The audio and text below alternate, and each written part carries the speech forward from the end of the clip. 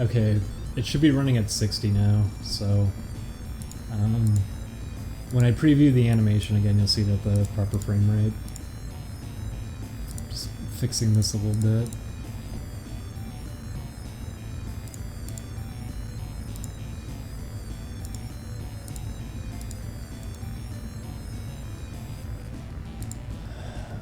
Put this up a little bit, I guess. Or maybe not.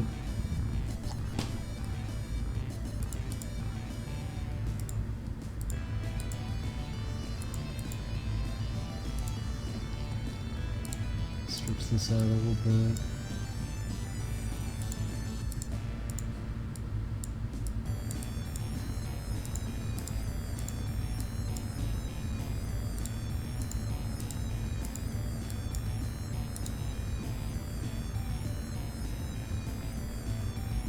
Yeah, the shoes look weird because I haven't cleaned up the last few frames, so there's like a weird motion on them right now. I'll fix that up.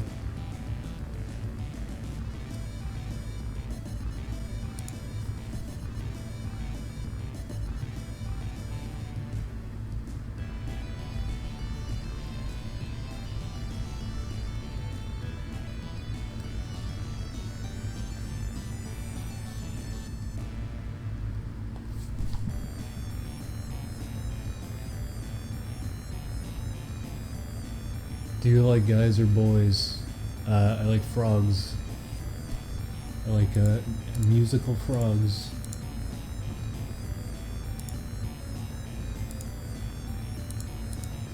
Do that.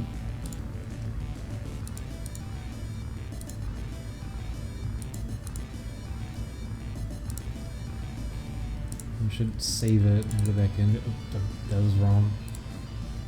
Back in.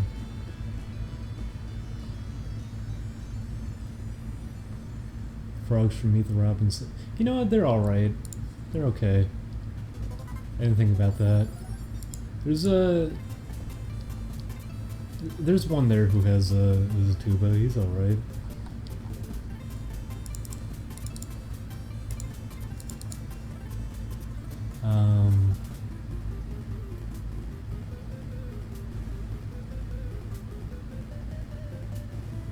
Let's see. We do here. This game had really good music. That was on the Turbo Graphics, so nobody played it.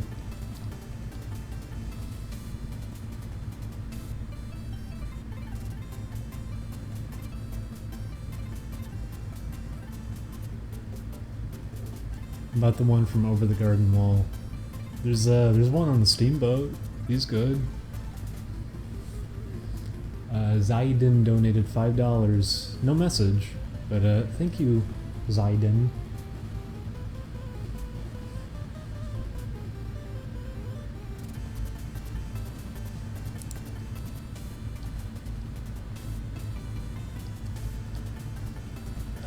What did I screw up on? Something looked weird.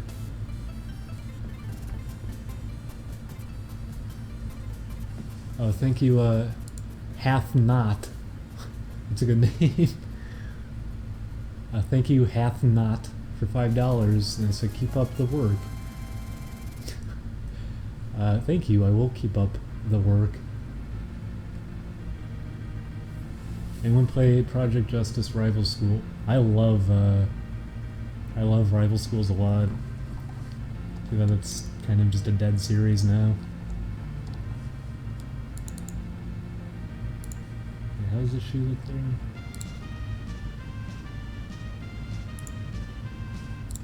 Should probably lift the back of this a little bit. And Julian also didn't base this animation off his idle animation that comes out of it. So I gotta fix a little bit of that.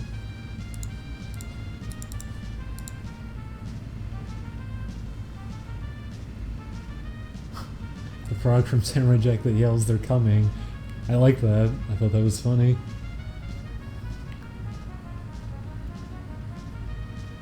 I really did like the first 3 episodes a lot. I could see myself going back and just watching those. I really like them.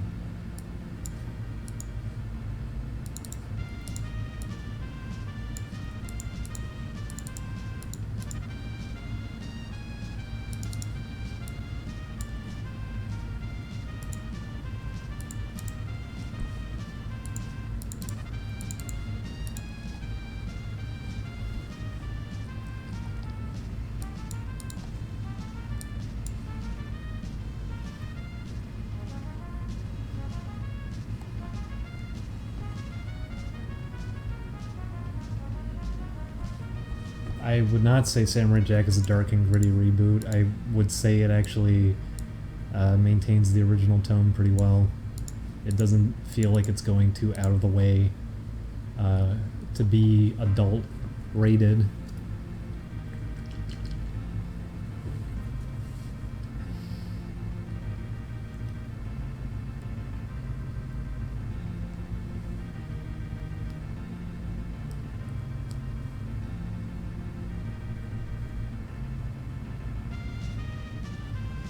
But I was hearing a lot of people say that they thought it was like going to be a gritty reboot.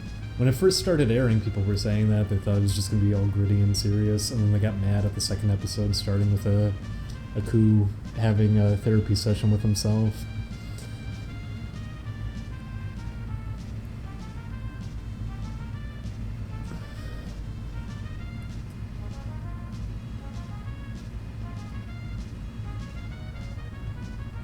Frogs and toads are in the same ballpark.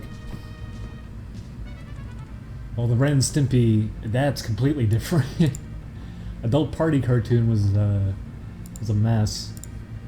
Julian still appreciates them a lot. I wish I could feel the same way, but a lot of them are very hard to watch. I think the Ralph Bakshi one was the only one I was able to find a little bit funny.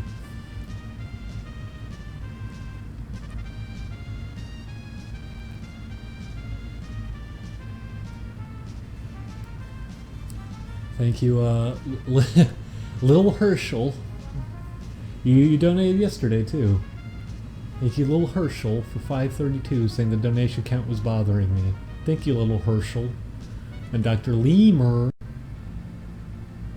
donated $10 and said, "Hey buddy, just wanted to ask, what got you into programming and designing video games?" Liking video games a lot when I was younger.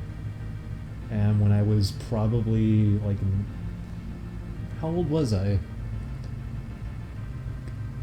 I really should think about this. Because I keep saying, do I keep saying 98 was when I first started? Or was it 97? It might have actually been 97, not 98. I was very, very, very young, though. And I remember I always wanted to make games, and I would draw stupid shit in school because I wanted to make games. I would draw dumb fake concepts, and not even to the point where it's like, these are going to be the characters and this is the universe. I remember I would just draw like maps for stages and things like that. I remember because I loved F-Zero so much, I was thinking about wanting to do a racing game that looked like it, and I remember drawing just an overhead view of what a map would look like for a racetrack, that kind of thing. I was obsessed with the idea of that, and when because we got AOL, I was very young and had AOL. We had internet when I was probably like 7. This is like 90, 97 we got internet. Actually, we got it in 96, but it was when I was 7. I remember going online and finding that people, because it was listed on AOL, they had like fan games listed, and it was like, oh, play Pokemon on your PC, and it was really shitty fan games that people made, and there was one in specific, and I bet you could find this game. It was called Pikachu's Revenge. I bet you can go and search for this on Google right now and find it. You can find the exact same game. It was called Pikachu's Revenge. It was a really shitty Breakout game, except it wasn't Breakout. You didn't bounce off anything you hit. And I remember downloading that and thinking, wow, this is the coolest thing. I'm playing a Pokemon game on my PC. And when I closed the game, it said it was made in Click and Play.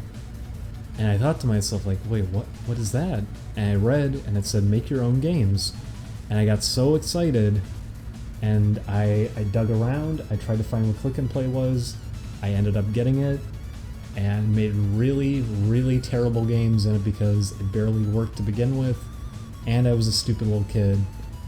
But that was when I started trying to figure things out, and from that point on, I kept learning new software. Then eventually I just tried to go into actual coding, like just learning JavaScript. I showed Chris Space Station 13 because I used Beyond way back, and like it was 1999 or 2000. I think it was 2000. I used Beyond. I forget when Beyond even began. Maybe it was 2001. I think it was 2001 actually. I think I'm being an idiot. I think it was 2001 I started using Beyond. Because it wasn't called Beyond originally either. But I used Beyond, which was coding language, because it's like, oh my god, I can make multiplayer online games with this? I gotta learn it. And just that was the process, was like, oh, this lets me do this? I gotta learn it. So it just kept going up from there. And it's what I always wanted to do. I just always focused on that. And then finally the dream was realized. I was working at a game company that I was aware of since I was a kid, and it was miserable because the industry is not what it was before, and what it was before wasn't so great either, but there was more flexibility back then. No one seems to really know what they're doing outside of a few select companies that have been around later than sooner. Companies that have existed since the 90s seem to really be struggling how to even stay on.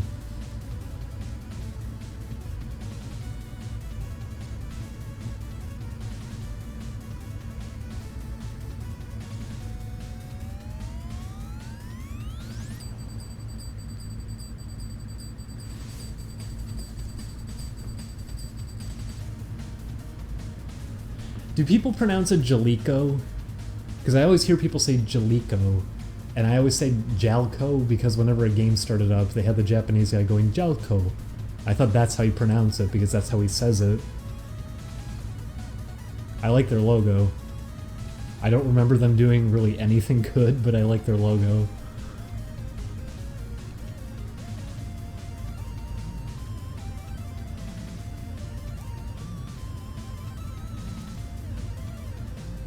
Yeah, I always hear Jalico. Maybe it's pronounced Jalico. I just say it because that's how he says it in the opening. Every PS1 game that they did, it'd say Jalco. Remember Dragon Seeds? That was under them. It was that phase where people wanted to be Pokemon, but they also didn't want to be Pokemon. They wanted to be virtual pets at the same time because virtual pets were successful. So you had all these games where they kind of function a little bit like Pokemon that's battling monsters, but it's also that the monsters die after a little while. I mean, that's what Digimon was doing. Digimon was,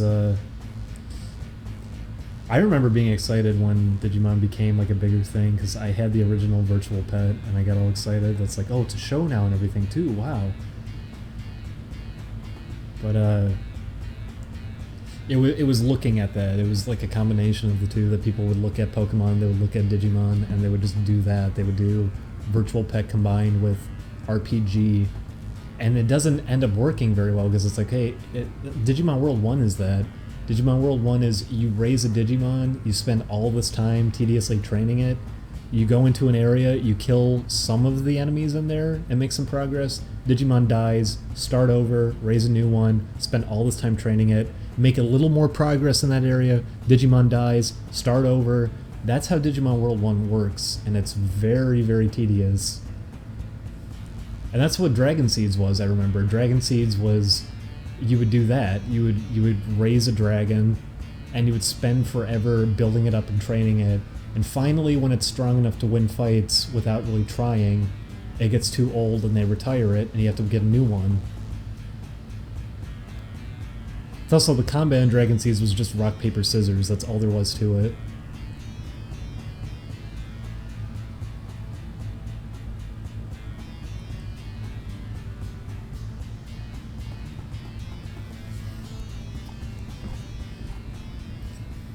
I remember I rented Dragon Seeds repeatedly though, even though I didn't like it too much.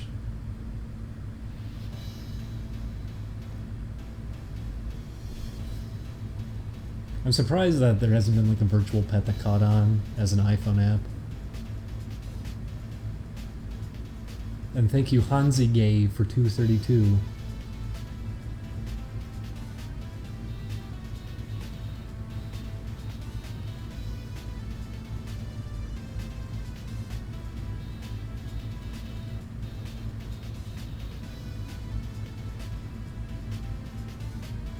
Yeah, that was weird too. Dragon Seas had a lot of dragons that didn't look anything like dragons. There was a whole specific breed of them that were just based on actual objects, which is actually kind of cool. I remember the one I ended up with, it just looked like a giant octopus head. I remember they could end up looking kind of cool, but I was so upset because I had a save file. I was at the very end of the game, and I was so happy that I got one that was so good that I didn't even have to try anymore. I could completely screw up in fights and just win without trying, and I kept that save file because real time passes when you're on the menus and everything, and that's when they decide to retire your monster because it's like, oh, 2 minutes passed, it's too old, it can't fight anymore. And I remember I have that save file just because it's like, okay, I'm right here at the end of the game. If I can be quick enough through the menus and go into the fight and finish the fight and everything, maybe I'll have enough time that I could beat the game before they retire it. And that was what I kept doing as a kid. I kept reloading the save file, trying my hardest to be quick so it didn't have to get retired so I could just beat the game. But I never pulled it off. It was too old. They always retired it, and I didn't want to raise a new one.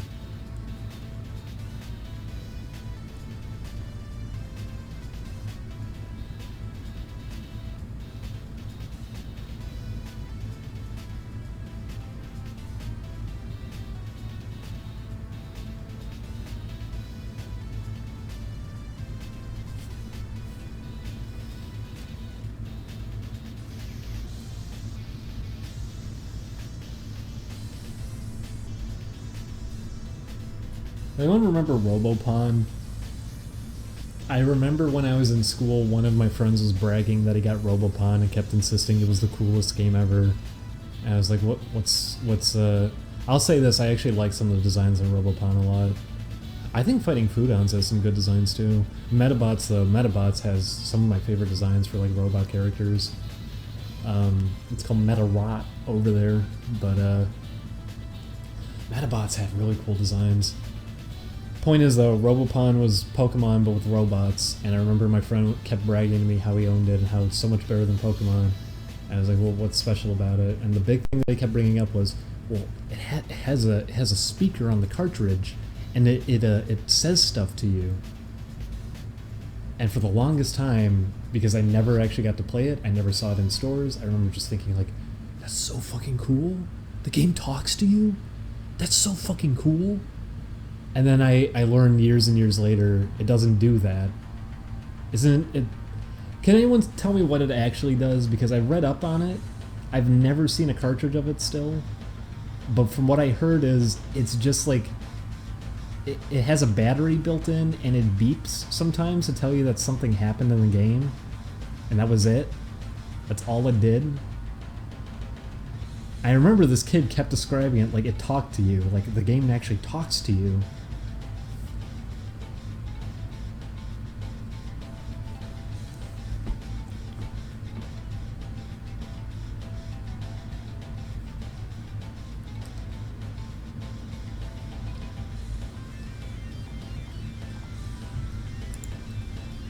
Now, for the rest of these frames, I have a choice I can make here. I can, because you can see these are essentially kind of the same. My choice is that I either redraw these all so they can look unique, or I can be lazy and copy and paste.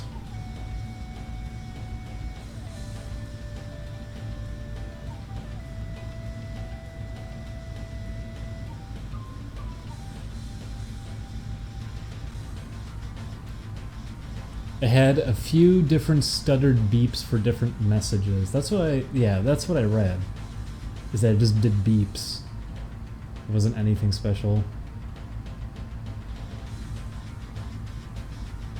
Redraw. Why? Did something happen?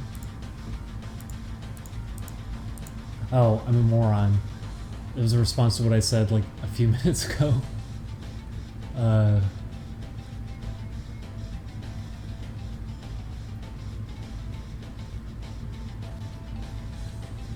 What were your thoughts when Scribblenauts came out?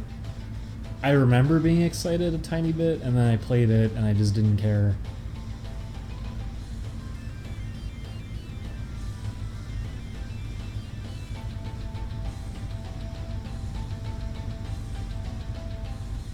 Boktai was really cool outside of the solar gimmick.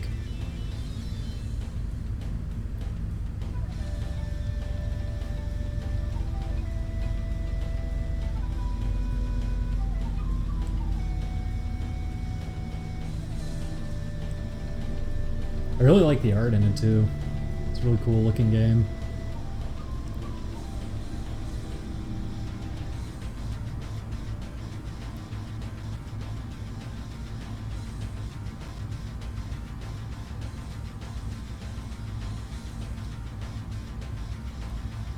Sparkle Cat donated $5 and said, "Thanks for the streams, really helps when I'm working on commissions and whatnot."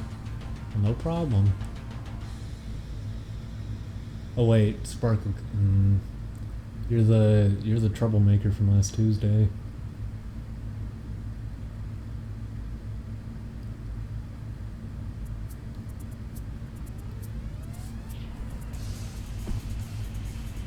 I know that this song is playing here. I'll say this. I think Sonic Adventure 1 doesn't get enough credit for its soundtrack, because a lot of people say Sonic Adventure 2 is one of the best Sonic soundtracks, but I actually prefer Adventure 1, I think. There's some really, really good music in Adventure 1. They went all out. And this is one I like a lot.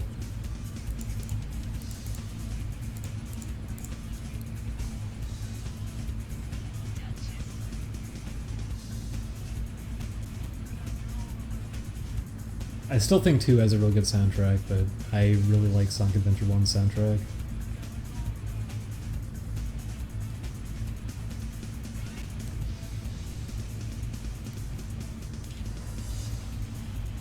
Not to mention they did remix the 3D Blast music, and 3D Blast has a really good soundtrack, as lousy of a game as it is. Oh, that reminds me! It was really cool. There's a guy who uploaded some videos onto YouTube where he ran an emulator at a very, like the natural resolution of the game, and then he pulled up VG maps and basically lined up the VG map with the gameplay, so you get to see everything off screen that you wouldn't be allowed to see at just a high resolution. So you get to see like the entire game area while he was playing the game. It was actually really cool seeing that, because it's like, whoa, imagine that. Imagine actually playing some of these games and just having such an expanded field of view like that. And for 3D Blast, it actually did a lot. There's a video of him playing Sonic 3D Blast like that. It helped it. But, it made me, because it was done with video editing. It's not like an actual thing he wrote. But it made me want to write something. It made me want to actually write something so I could take the, X and Y position information from an emulator, get the hex data for that, feed it into another program that has the map loaded up, and it's like, okay, here you go. You can just play the game like that. I think that'd be really fun to do.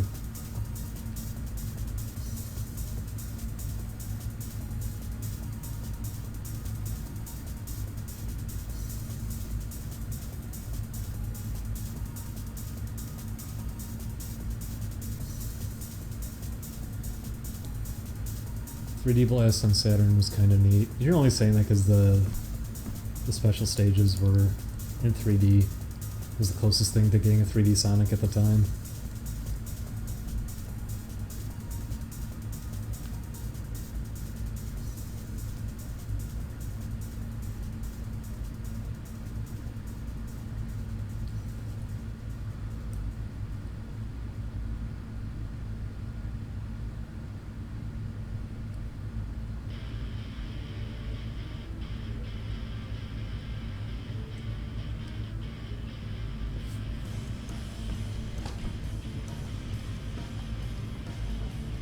I'll save this, open it again, to make it easier to do this.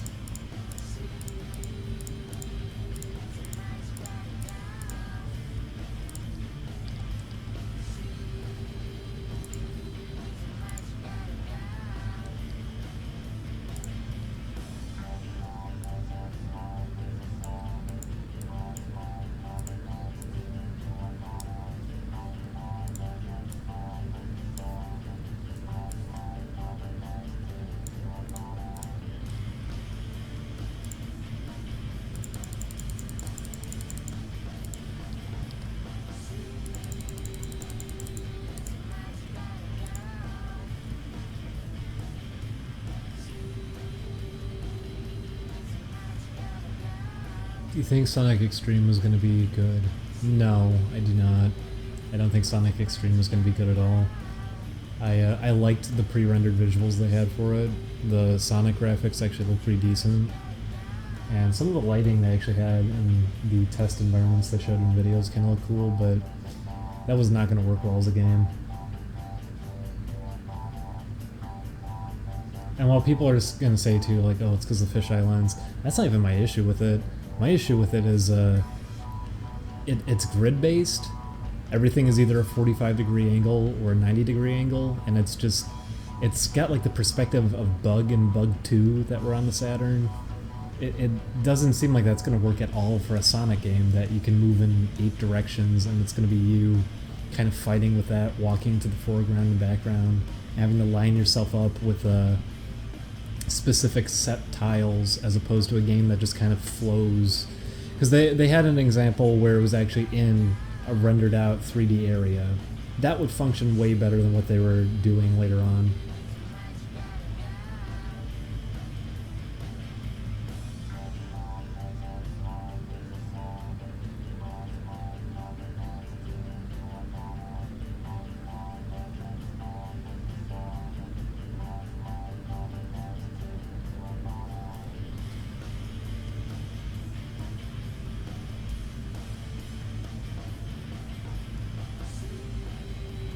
We were gonna play Bug at some point. The Office has it on Saturn. They did a PC port of it too, I remember way back. I never played that though, when I played it on Saturn.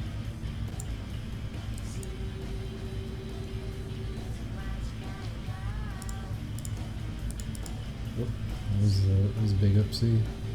Oh, or it just never happened apparently. That's fine too. I mean, I saw the line that I drew, but I'll go with that.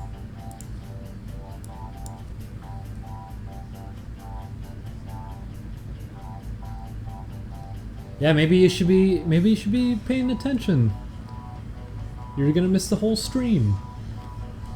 You're gonna miss me not doing too much because I get distracted very easily.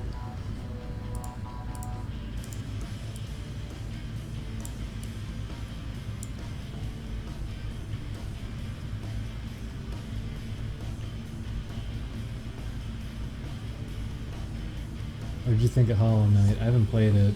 A lot of people are telling me I should.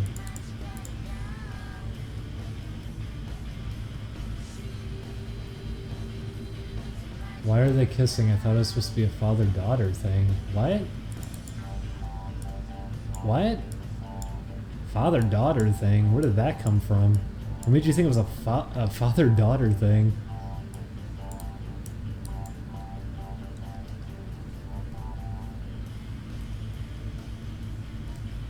I think that was a waste of an episode, though. Not to mention, I don't care at all that they're trying to make them now in a relationship.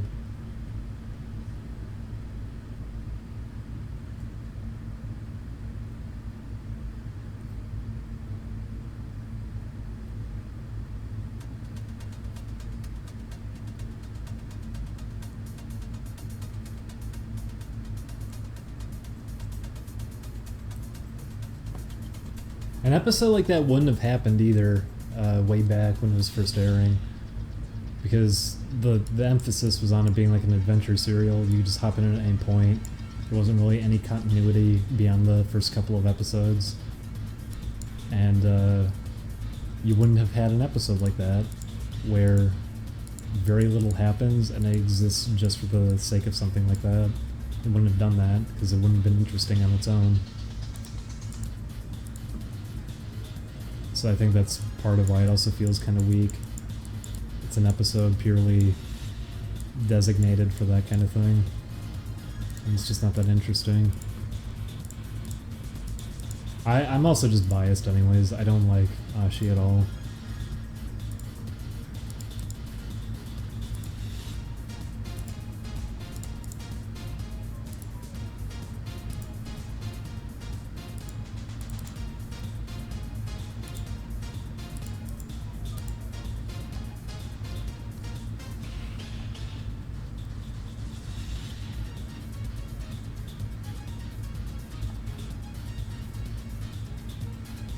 Remember when Jack was competing with that thief for the time crystal? Remember the episode where it was the gargoyle that had the fairy that could grant a wish, and he got the fairy and she's gonna grant a wish, and if Jack was going to actually be Jack, he probably would have wished to go back in time so he could end up defeating Aku and saving everybody, but he valued a little fairy more than the lives of everybody, so he didn't do it. That was in the three episode one, where none of those were canon anyways. He could have cut off his hand. That too, he could have.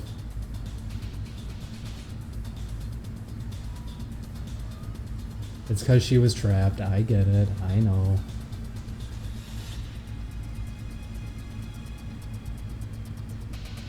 But with how he gets about going back in time sometimes, he's willing to sacrifice absolutely everything for it, so... I feel like he could have done it.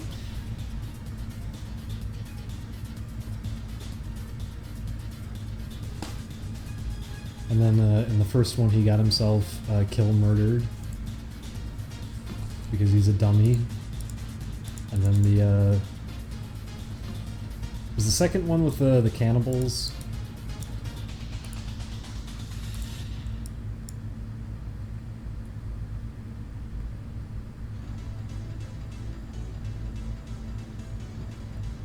He just needs to rematch the Guardian. I mean, that's going to be the next episode. I think everybody expects that to be the next episode. The next episode is going to be him having a rematch with him.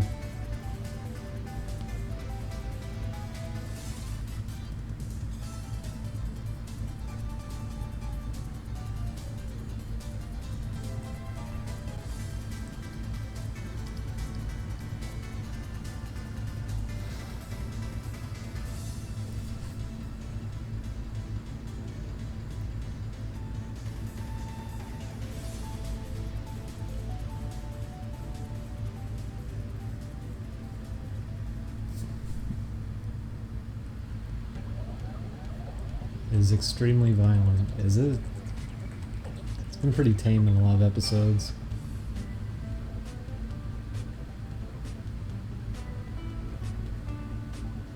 Oh, there's a mosquito.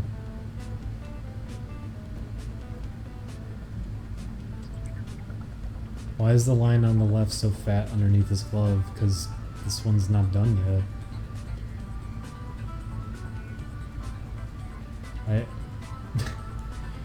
I'll spell this out to people. I'm working on these frames, meaning they're not finished, and that's why they look weird. If you see black inside of the sprite like this right here, like right here, that's a good sign that I'm not even close to being done, because the black is only supposed to be on the outside.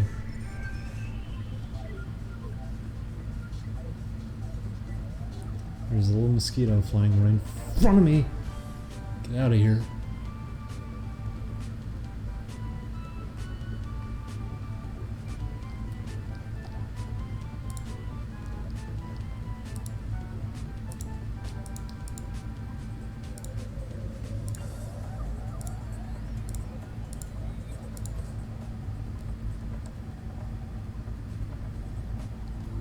Oh, Mr. Mosquito. Oh, well, they did that in Game Grumps, though, didn't they? Then again, I wanted to play Stretch Panic, because even though they played it on Game Grumps, they had no idea what they were doing, and they didn't get anywhere in it. How many bosses did they do? 2? And they didn't even use the special attack to exorcise the demons. You're supposed to do that. You're supposed to do that to each boss. It's actually hard on some of them too. I remember the little space girl is very hard to do it to.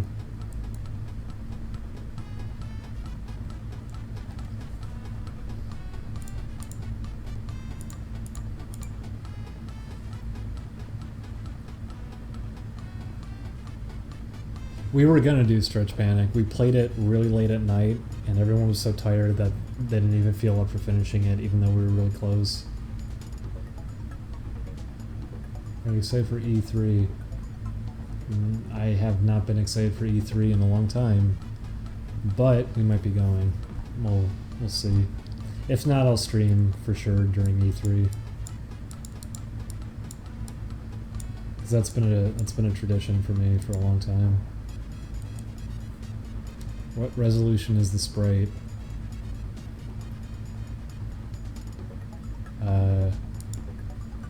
Is it 200 by 200 or something?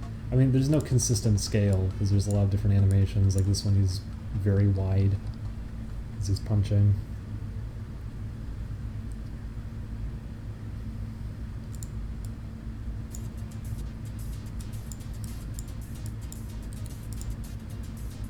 Are people done saying cringe yet? I'm getting... Leafy did a good job kind of destroying cringe as a word. I remember earlier Julian was just trying to find stupid things to put on while we were eating dinner. And he found, what was it called? The cringiest cringe compilation? It's like, what does that even mean? Does that mean the cringe compilation itself is cringy? Like, is this the cringiest of any cringe compilation you can find? What? Ugh.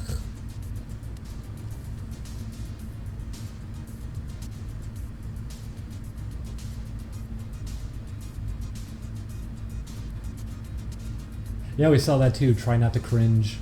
That was another one. And a lot of the videos you see in those compilations too aren't even anything that bad.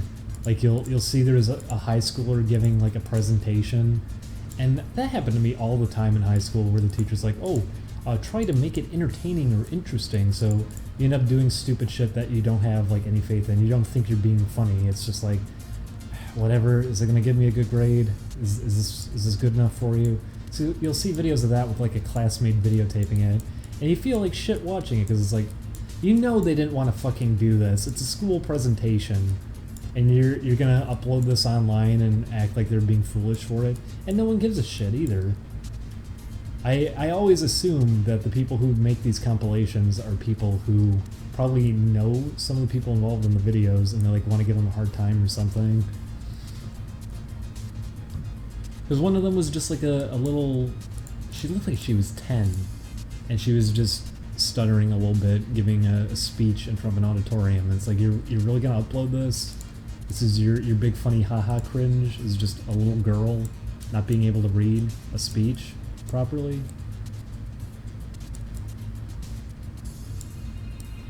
You would think it'd be entertaining stuff they put in a video compilation like that, not just stupid shit. Did I just never clean this?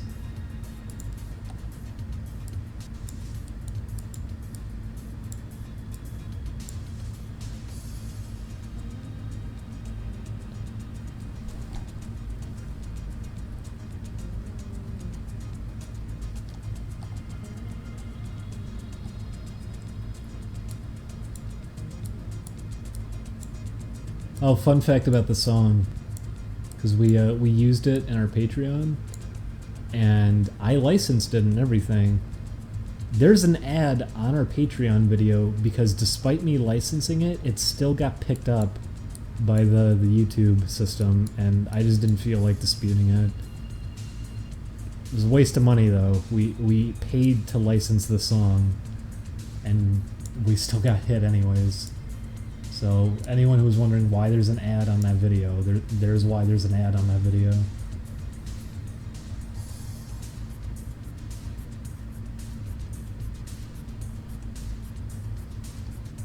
E3 is adults trying to sell you shitty games. No, it's trying to sell investors shitty games.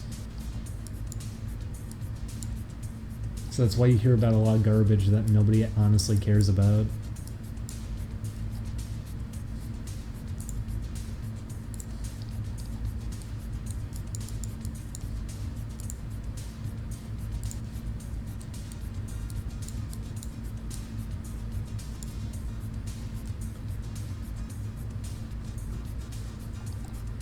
Only funny one is Wambo.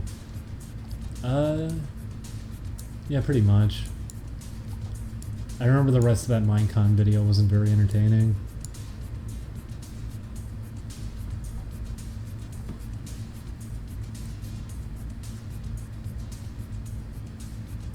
I used to say wince instead of cringe because that was a legitimate thing that would happen with me sometimes.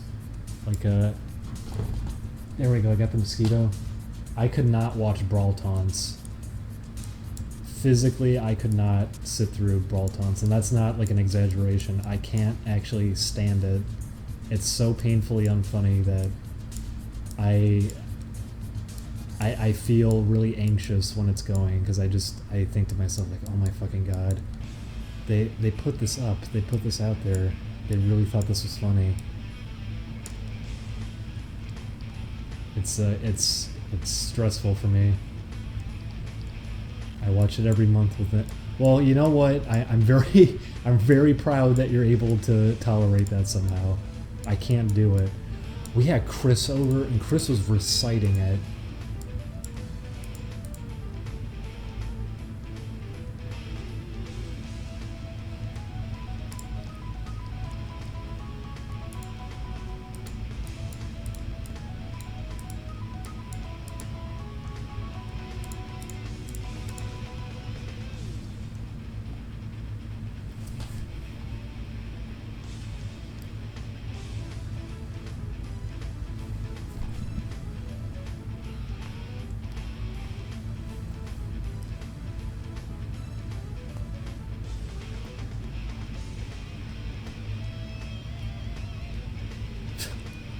Yeah, I remember that. I remember Bowser doing that.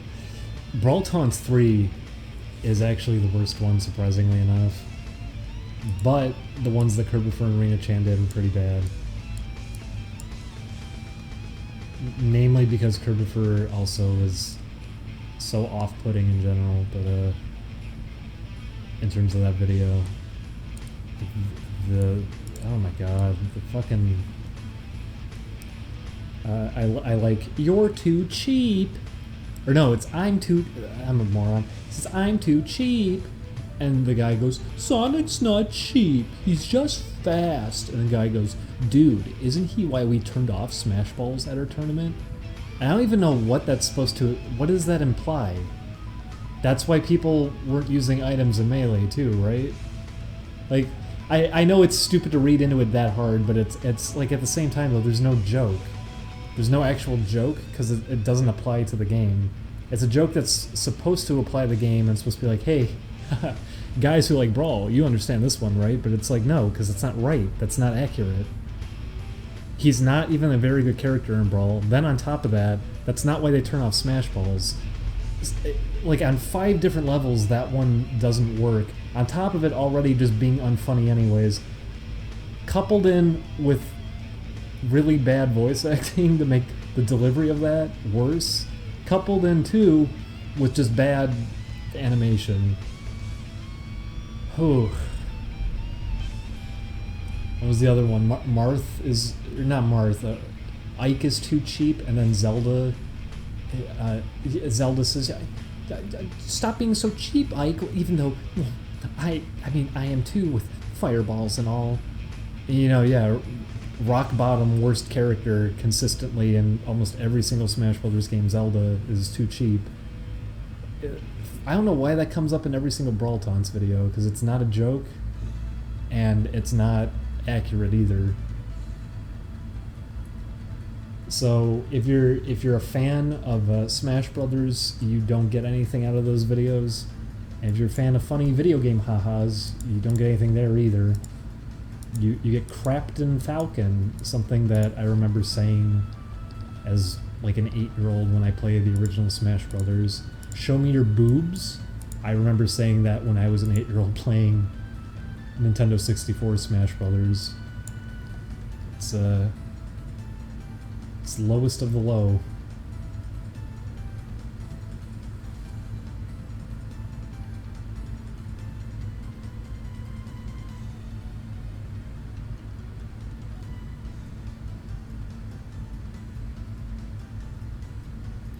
What did he say in the second one? When you're a fur fag, you never recover or something? That just gets whipped in there out of nowhere. God.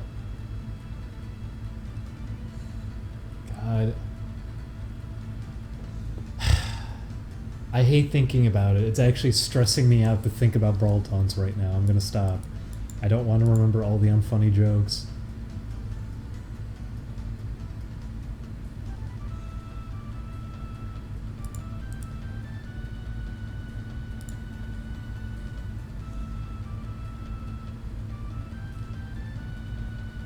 If you ever want to know how to make me leave a room, put Brawl Taunts on. I'll leave immediately.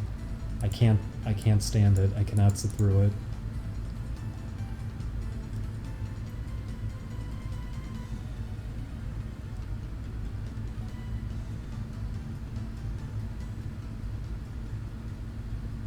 I'm surprised to find out you guys actually watched Mr. Enter. I don't know who why does that sound familiar?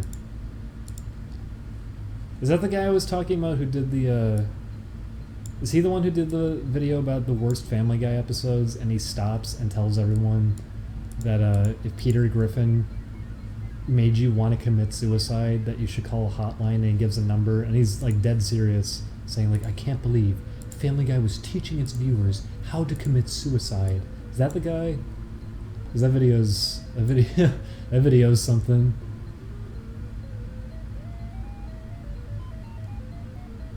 Oh, he's animated atrocities. I mean, those videos are a mess too. He was recommending God, the Devil, and Bob.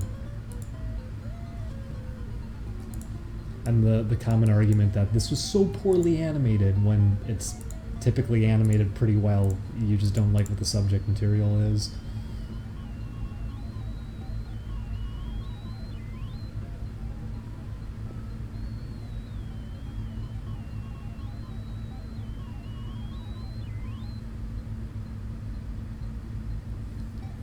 Would you decipher one of Chris's infamous hypotheticals or watch Brawl Taunts? I mean, that's easy. I'd rather Chris's hypotheticals. That was funny too, was seeing people actually get mad about the Kingdom Hearts hypothetical, because we answered it out the door. We all said, no, it's not Hitler. No, we wouldn't torture it. You can't. That doesn't hold up either. You can't say like, well, he was thinking about it. He didn't do anything. So we gave a response to that. That's why we just started making jokes about it, because it's like, okay, for some reason this is still going. That wasn't enough. This is going for like 2 minutes now, so it was just starting to pick it apart piece by piece because Chris was getting really defensive about it. I thought it was, I had a good time. I thought it was really funny. That actually comes up in Banjo-Kazooie, by the way. We revisit it, so get ready for that.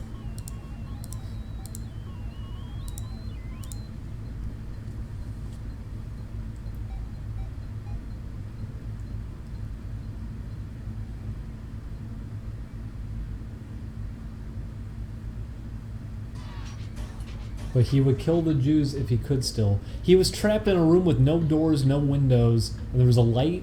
What else was there? An oxygen tank? He's 6 inches tall. How's he going to do anything? Not to mention the fact that Matt was right about that. If you're seriously going to read deep into this hypothetical, the idea, well, he would do it again. He's not in any position that he would do it again, nor would he be thinking about doing it again, because he'd probably be taken so aback by the fact that he's now in the future out of nowhere. He doesn't know where he is. He's tiny for some reason. He's probably having a panic attack. I don't think he's thinking about anything else.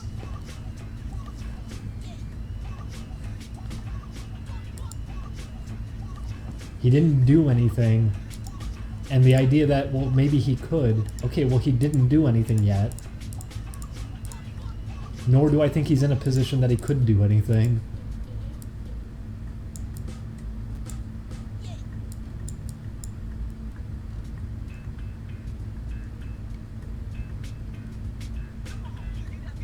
Yeah, that too. That didn't actually come out.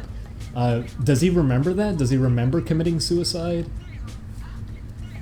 Or is that part not there? Is that for some reason absent from his memory?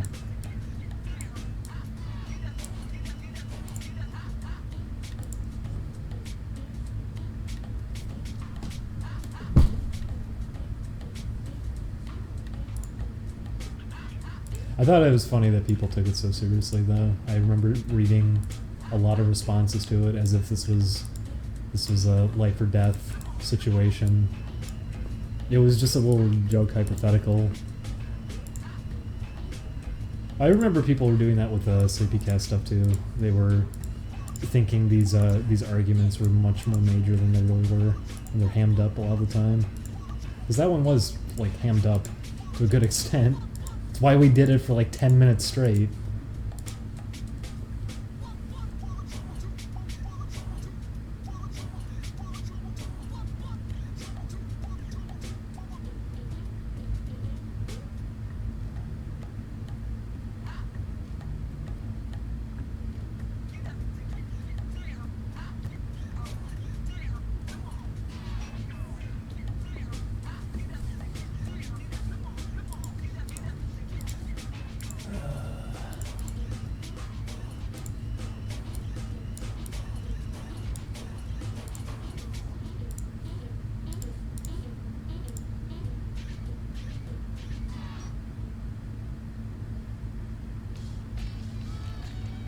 Is this playlist not shuffled anymore? YouTube really likes to do that. Yes, it's not shuffled. There's like 3 of these songs in a row now.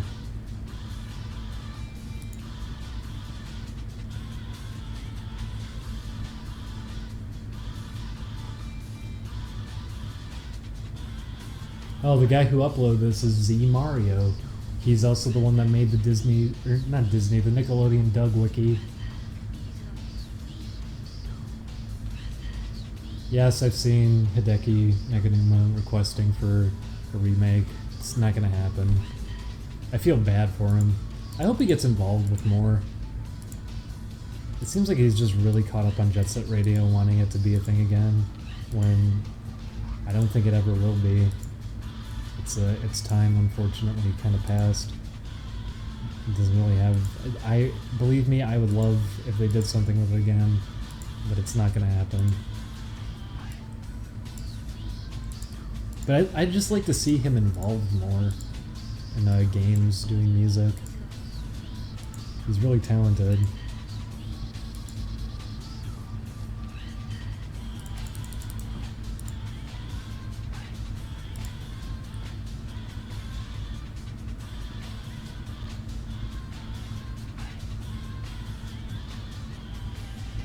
He did a song for Beatmania.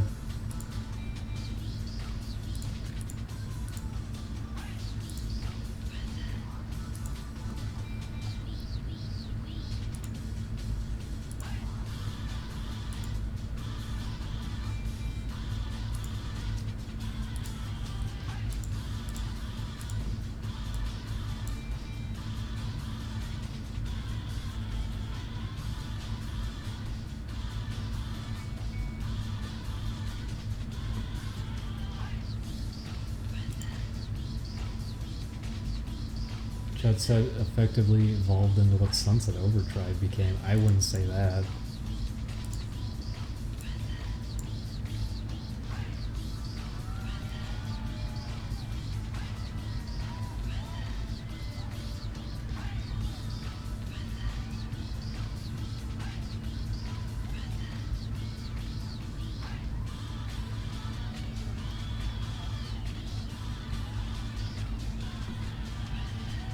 I can never get into Jubeat. I really want to. I have it on my iPhone, but I could just never really get into it. Having to sight read it just seems easier said than done. It doesn't come as naturally as traditional rhythm games. It seems like you just have to play the songs a lot of times and get really familiar with the chart.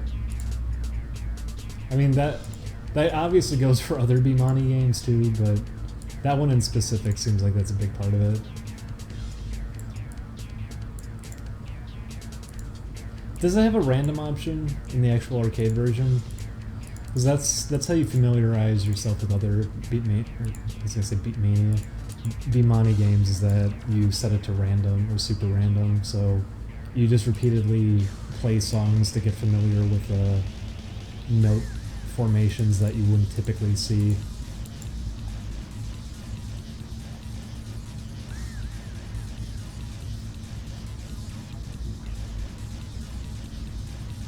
I really want to get back into playing poppin' music again.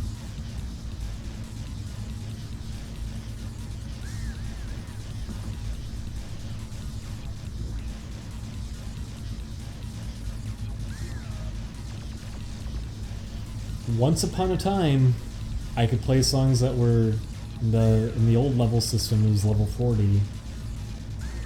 What is it now? I don't even remember. They bumped up all the songs in terms of level. But I used to be able to do much harder stuff in poppin' music, and I swear if you stop playing that game for even a day, you fall off hard. So I doubt I could do anything in it anymore. I'd love to get back into it though.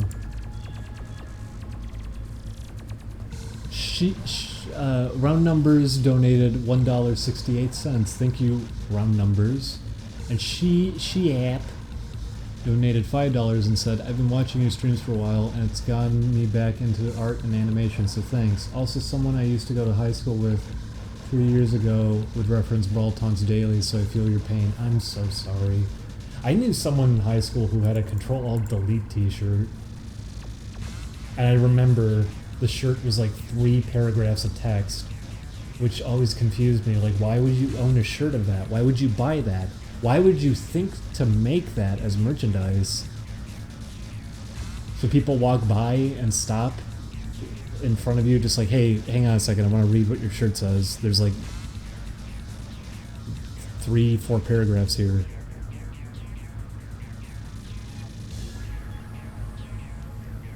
Yeah, we're thinking that we might have to delay Trick or Treat. I don't think there's really any way we're gonna pull it off this year unless we cut content, which I don't want to do. People are gonna already be disappointed when it's just a really simple game. I'm thinking as much as I can about things I could do to make it a little more interesting, but I don't think there's too much we can do.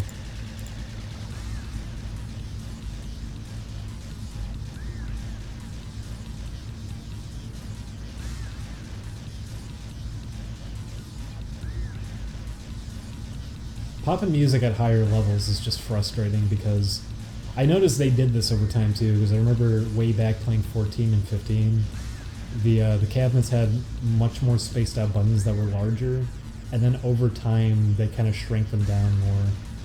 But I'm glad they did. Prior to that, if you were doing some of the hardest songs in poppin' music, it was just obnoxious since you had to start working in your elbows and everything too. You weren't going to be able to hit the button like formations and everything. The one strategy that you really had was just intentionally hitting things early and smashing around like that so you wouldn't have to overexert yourself to do the song. There's a video of someone getting a full combo on what's the actual name of the song? I forget. It's the MZD song that was from Sunny Park, I think. It was the new boss song they came up with. It's a level 50, and there's a video of the full combo process for it, and the way they pulled it off was just by doing that. It was like, okay, a person is not going to be able to really get a full combo on this one physically. It's not going to be possible if they're trying to get perfects on the whole thing.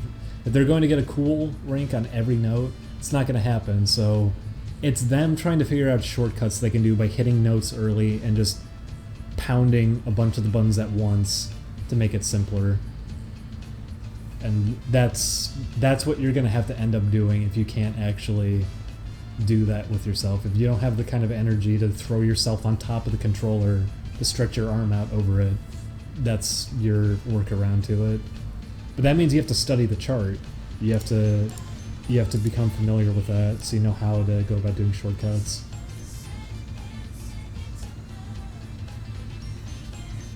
Didn't Poppin' Music have a mini Hitler character? Kinda.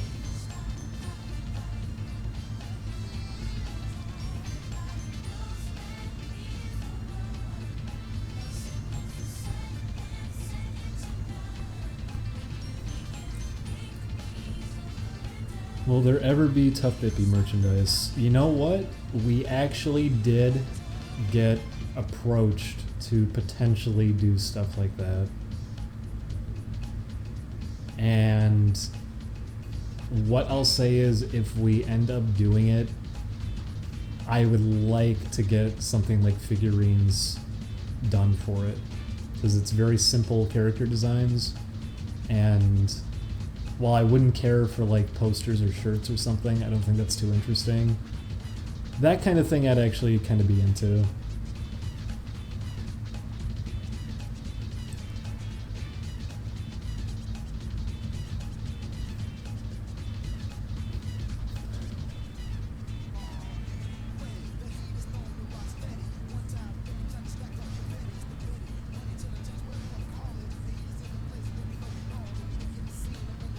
No, Julian does not have the glass eye.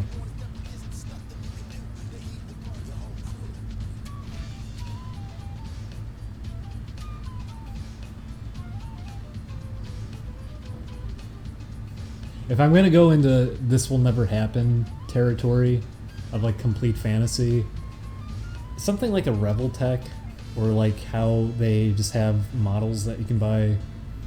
They have those Bear Gundam models that they sell now. Something like that. If there was stuff like that with Bippy, I'd actually be kind of into that. Just because it's very simple designs, and having something like that is more interesting when it's something you can pose around. But that's not going to ever happen. Ever. That's not realistic, and that would never happen. But if we were going to get merchandise, at least little figurines, I think would be fun. Do they still do Reveltech? Reveltech was that was when I was like in high school. I remember buying Reveltech toys. I don't know if they still do Reveltechs. I remember does anyone remember the Street Fighter PC game that never came out, and you're supposed to be able to play it with the mouse, and for whatever reason Cyborg 009 was crossing over with it? They actually made toys for that. And the game never came out, but they did make toys for it, and they're Reveltech figures that you can buy.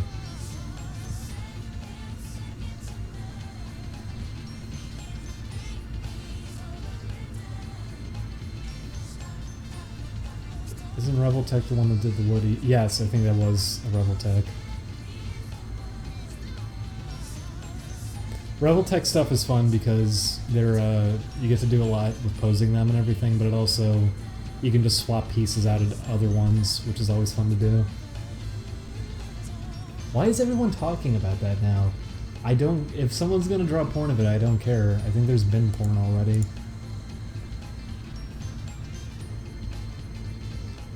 Yes, Mega Man X had some very ugly looking... those weren't even figures, those were like essentially little model kits. I owned a few of them. Aaron has some at the office. It was crazy seeing them again. They were really, really shitty. You could just shake them around and they'd wobble all over because they were, they had like metal bodies that you'd put little plastic you click together, kind of like a model kit on top of it. His head was very tiny. Neck was really long and loose, so his head would pop off all the time. I had a couple of those. I had Zero, I had X. I remember I wanted to get Vile. I never ended up getting him though. I think I got a variant of X. It was his armor from X4, I think it was. I got a couple of those. They did original Mega Man models at the time too though, and those actually looked alright. I remember I got a Proto Man one that looked alright.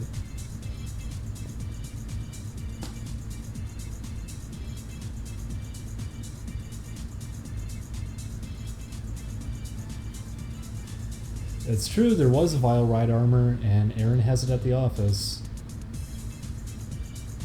It was funny too, when I was getting those, this was the, it was the early day of the internet and everything. Ordering stuff online was difficult and kind of shady, because you would just find random websites and buy stuff off of it. But those Mega Man models, I remember, they didn't sell them for too much. They weren't that expensive. They were like $20, $30. And then a few years later, they shoot up to like $200, $300, like they're some hot commodity, but they weren't good.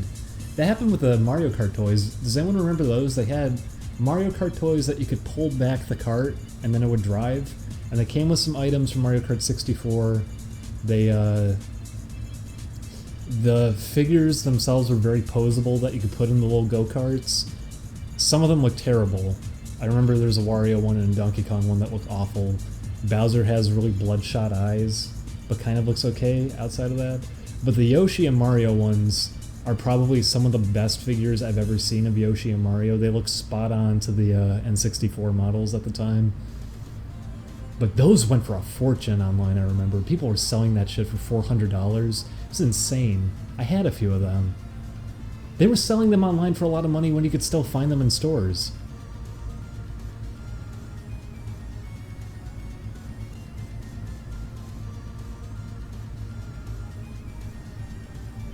Oh, there it is. My thing didn't update. Leonardo da Vinci donated $10 and said, "Keep up lay epic work. You're as groovy as they come, my man. I love a small figure of Bippy." We'll see. We'll see.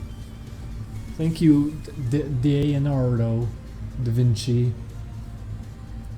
I'd like to do something like that, though. It'd be fun to have.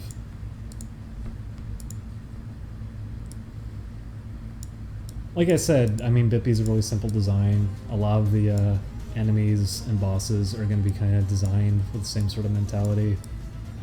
They're not going to be as simple as Bippy in a lot of cases, but they're still going to be relatively simple. So, it'd be fun. But it's probably just a fantasy and it's not going to happen. I don't even know anymore. I always assume things are not going to be happening, and then things happen. I mean, we're almost at 300,000 subscribers. That's still weird to me too. That here I was just doing shit like a year ago without anyone being aware, and now suddenly there's all these eyes. We go out, we get recognized. Almost all of my friends and all of Julian's friends picked up on the fact that we're doing these videos and everything. It's really, really bizarre. It's all been happening so fast.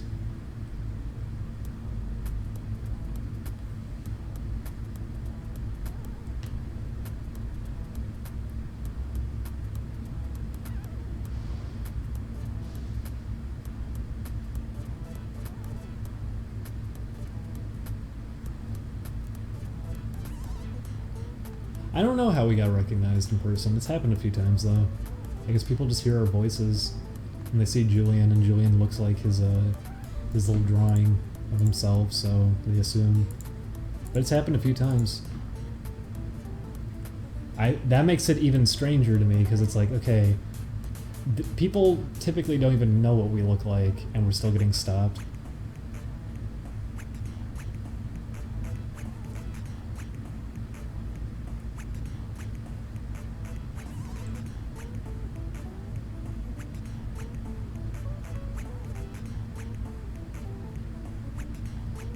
Well, we've been recognized even without Chris, so...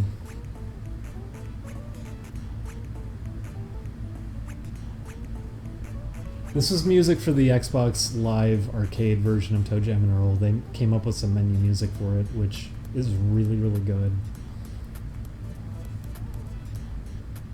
Do you have a PSP? I wish I had a PSP again. I had my PSP stolen from me when I was in high school, which was too bad because I had emulators and everything on it. I loved it just for that. I took it with me everywhere. I fucking adored it just for that. I wish I had one again. Being able to play PS1 games on the go too is really nice. Does it bother you when you're recognized? Not really. As long as the people aren't too strange about it, which happened once.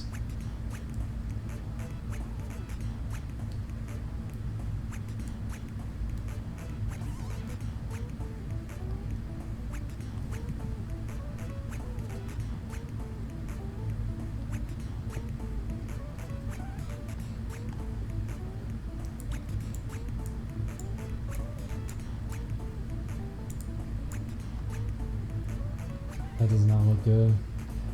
Pull that up. That's what I thought. I had it pulled up on this frame because it doesn't look good there.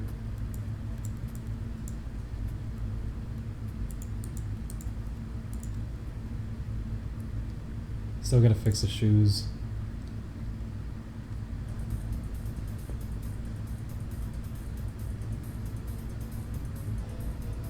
What was the strange encounter? We were having dinner with, I forget what it was. Some guy was there though, and he was just talking to us, and everyone's like, "Oh, yeah, this is Chris. This is Julian," and they came over to me, and I just said my normal name and everything too. I didn't say Ding Dong or anything because I don't really care. I as much as it may come off like I really care online, I don't really care too much in person. But I just ended up saying my actual name, and then the guy was like, "Ding Dong, right? I won't tell anybody." And I just regretted it immediately. I was like, "Oh boy, what a response!" It was very awkward because we get asked about stuff repeatedly for the rest of that night after that point, and we had really personal conversations too. I was talking to Matt about something very serious, and then they came over and they were like, "So how do you go about doing taxes for your Patreon?" I was just like, "I don't know. We haven't gotten to that point yet. I don't know." 'Cause this was months ago. It was bizarre. I tried to stay nice, but it was a very uncomfortable experience. If you're gonna be in a situation like that, just keep in mind that you are talking to other people. So don't get too strange about it, because it doesn't need to be an uncomfortable experience, but if you're gonna go out of your way to make it one, then it's gonna be unfortunate. I'm just gonna do this.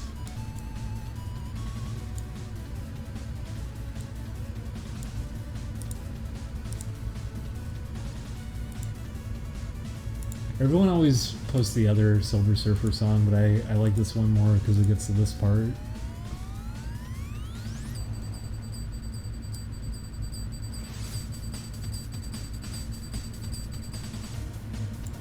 It was a very cool thing for a Nintendo game to have music like that.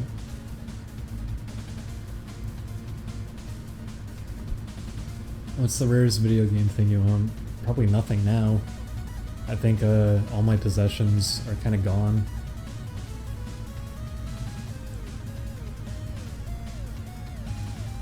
I'm making curry today. Oh. Aww. Hope you do a good job with it. I hope you end up with some really tasty curry.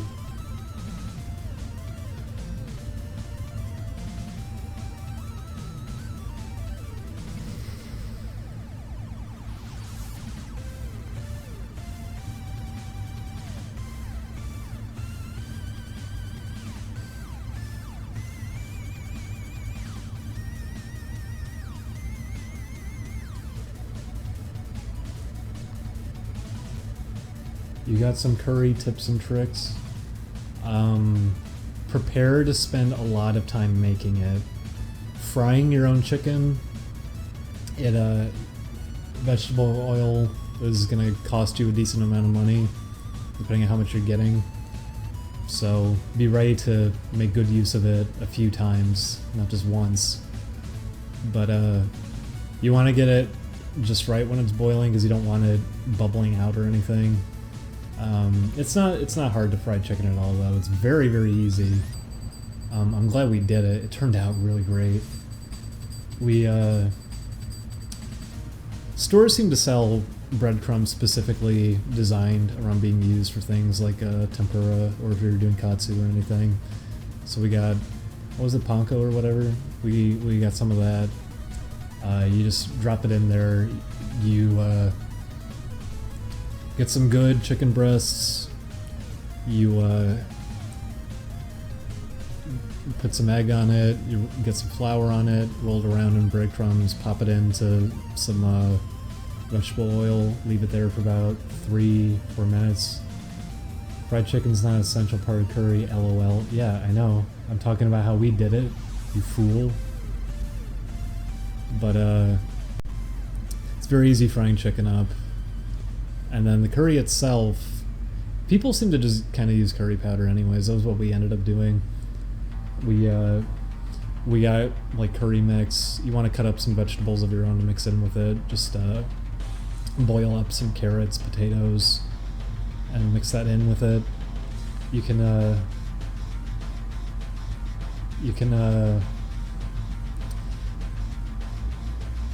I hear that some people pour in just like a tiny bit of ketchup, I guess, for flavor.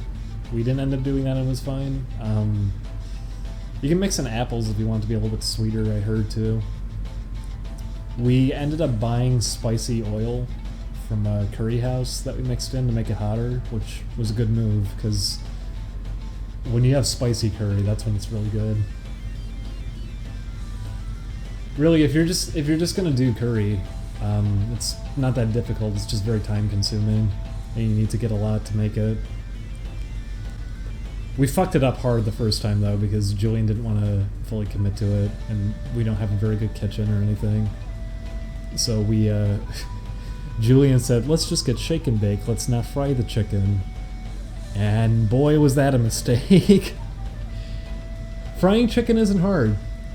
I think we both were intimidated by that, but it's not hard.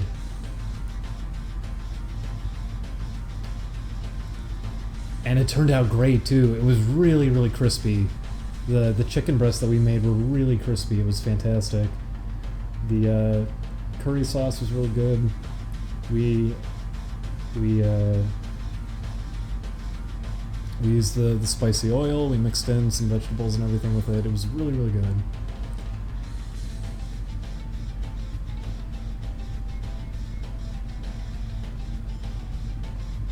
Yes, that is the only hard part about doing something like fried chicken is you don't want to burn yourself. And that's why you need to get the temperature on it just right, because you don't want a boiling pot of vegetable oil to bubble up and just burn you alive when you're in front of it.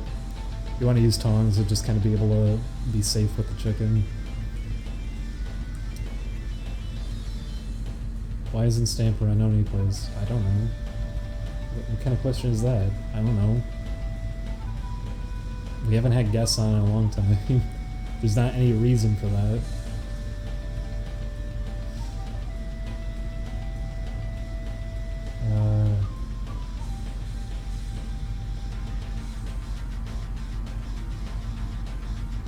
We had a good time making it. It was fun making it. I'd love to make more curry again. It just takes so long. I thought Stamper and Chris were friends. Yeah, they are. I mean, Chris is friends with a lot of people. It's just we don't usually have guests on, and isn't he like far off in California? I don't even remember where he is. He's in San Diego or something. That's why a lot of people wouldn't just come on. People have their own things going on. People are busy.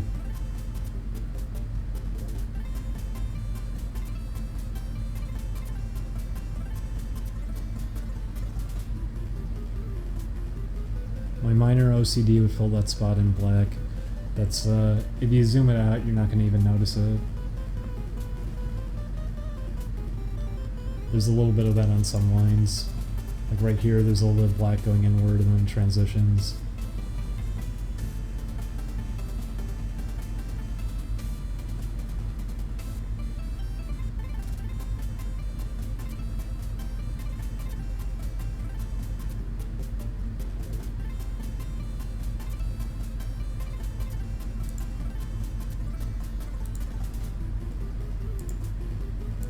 Might be time to take a break for a little bit anyways. Should make some food. I might start a stream back up right after though, because I'm not making great progress these past half hour. I haven't made very good progress, but I like to keep this going. So I might put the stream on hold for just a little bit, and I'll make some food, and then we'll keep this going. But yeah, I'll be back in a bit. I'm just gonna make some food, and I guess I'll make some Velveeta or something. Got some shells and cheese I can put on. And just a reminder, people, Tuesday's coming. So get your horrible things ready. And thank you everybody who donated. Anything that we're getting right now is going to go towards our recording setup. We're going to get a new microphone because this one is shit. It's a blue snowball sitting on a chair with a sock over it.